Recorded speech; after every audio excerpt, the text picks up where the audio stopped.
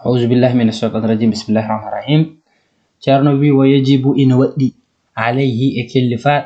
حفظ راند لسانه دم المكو من الفحشاء يجد بنكر والكلام القبيح حال بنكو وأيمان الطلاق إيقون الجارل وانتهار كفت المسلم جول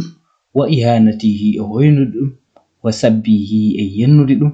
وتخويفه هلبند في غير حق توالتا جوجند شرعي لاودناني ender ndedo windande ceerno on ni suftiran meden ko baddugol rende terde meden nde wonno terde meden ko en halfinaabe dum addi kala kede mbaawi haalde walla kede mbaawi ƴewde walla kede mbaawi nande walla kede mbaawi moftude walla de mbaawi yaade walla de mbaawi nadde fof ko en namnete dum wadi don wadi ceerno fuddurno en ko yota bangi demgal o fuddiri non ko demgal de tawno demgal enen gandi ko kanyum bur wawde leptude mawni do e adun walla jango kala ko lori neddo in jaa hen demgal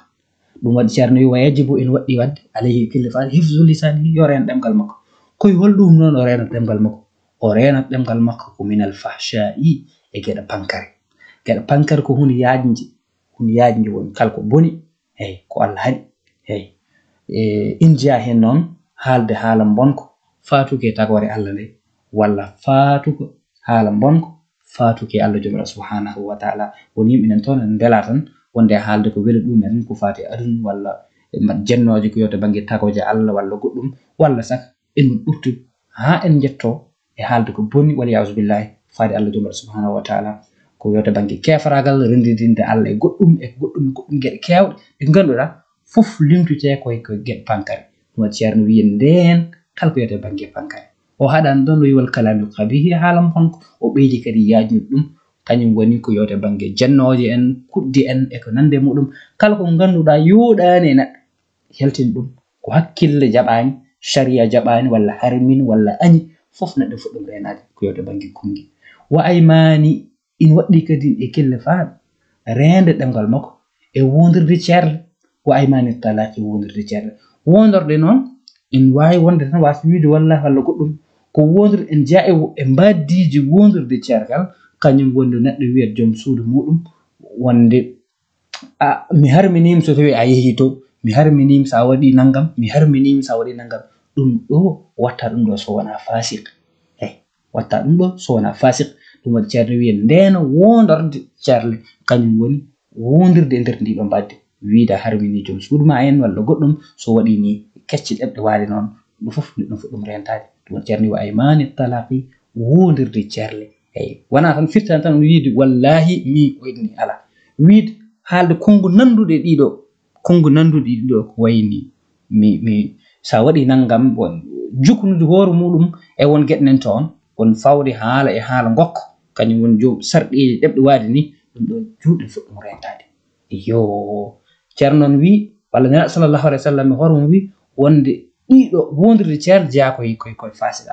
ala baro hewdum wonde tan ko yimbe fasida yo wanti haril muslimin on in waddi kille fakadin reenaade gufti juul kanyum woni furaade dum haalde dum kungi tekkudi wo ka bamta daande ma e dow mudum ar hulbin joomudum ko nande dum don dum fof juulden fuddum rentade wadde kille fad reenaade gufti juul kanyum woni bamtude dow makko daande yo wa ihanatihi reenaade kadin hoynude juul wasabbihi e yennudem walla haalde makko boni wa takhwifihi e hulbinde dem yo wadi ceerno wi do deedo geddo fof fati koy demgal wadde nedden fuddum rentaade en wadde makko walla o mo waawna rentaade deedo gedde dum do fof non ya taw wana fi ghairi haqqin tawana jojjande woni haqq fi ghairi haqqin tawana jojjande shar'iyyin lawdinande wonde sharia won latti nen ton wonko neddo warat sharia wonko wi ko wayne neddo kiddaado dum do ali sago hulbine ali sago wade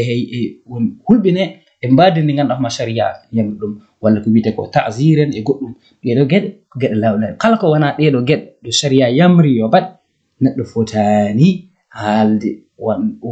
fotani gufti juul fotani yennude dum fotani hulbinde dum فتاني كدين حال دي مدوم كبوي ويجب إن ودي عليه إكلفات حفظ رند بصره دار مك من النظر دار إلى الحرام كهرم ولا يحل دجاج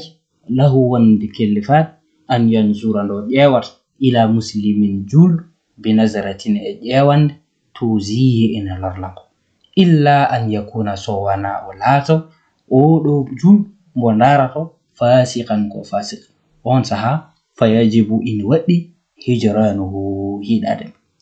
ender caggal nde ceerno o haali ko fate bangi rende ɗemgal joni o artan meɗen koye rende ko yiyete bangi gite o wi wayajibu alayhi en waɗde kilfa heftu basari hen won rende gite makko kañum won mernude gite makko e ƴewde kala ko fati e bangi ko harmi kala ko harmi jomum merna hen gite muɗum kañum woni wasde ƴewde ɗum